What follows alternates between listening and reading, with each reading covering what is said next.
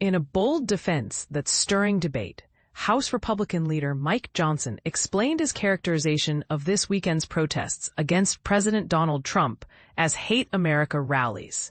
He clarified that his comment was aimed at the messages and rhetoric used by some of the protesters, not at the protesters as individuals, or at Democrats broadly.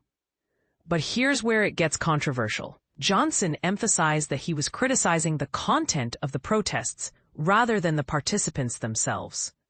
During an interview on ABC News' This Week, host Jonathan Karl pointed out Johnson's previous remarks, which seemed to link anarchists, antifa supporters, and pro-Hamas factions to the modern Democratic Party.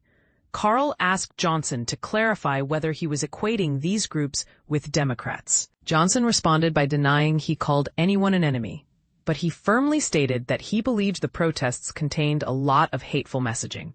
Johnson pointed to specific examples, including videos and photos of protesters allegedly shouting violent slogans, such as calling for the president to be killed or advocating fascist violence. He insisted that his critique was focused on the messages being spread, not on the protesters themselves. When pressed about his earlier comments connecting radical groups to the Democratic Party, Johnson defended his stance. He acknowledged he didn't mean to suggest that all Democrats or even the entire party were involved, but he argued the